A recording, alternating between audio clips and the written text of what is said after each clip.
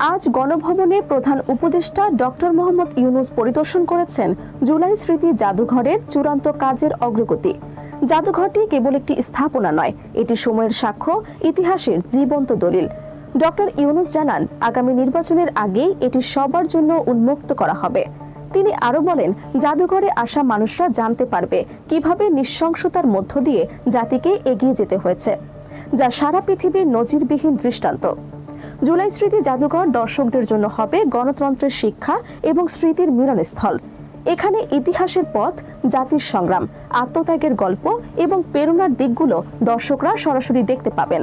Doctor Yunus আশা প্রকাশ করেছেন, এটি হয়ে উঠবে পরবর্তী প্রজন্মের জন্য শিক্ষার বাতিঘর। জাদুঘরটি তৈরি করা হয়েছে দেশের ইতিহাসের গভীর স্মৃতিকে সংরক্ষণ এবং মানুষকে গণতন্ত্রের মূল্য ও মুক্তির সংগ্রামের গল্প মনে করিয়ে দেওয়ার জন্য। প্রধান উপদেষ্টা বলেন, পৃথিবীর অন্যান্য মিউজিয়ামের মতো এখানে থাকবে বাংলাদেশের ইতিহাসের সবচেয়ে গুরুত্বপূর্ণ অধ্যায়ের চিহ্ন। দর্শকরা যখন জাদুঘরে প্রবেশ করবেন, তারা কেবল স্থাপত্য দেখবেন না, তারা দেশের সংগ্রাম ও গণ অভ্যুত্থানের ইতিহাস অনুভব করতে পারবেন। এটাই এই জাদুঘরের সবচেয়ে গুরুত্বপূর্ণ আকর্ষণ।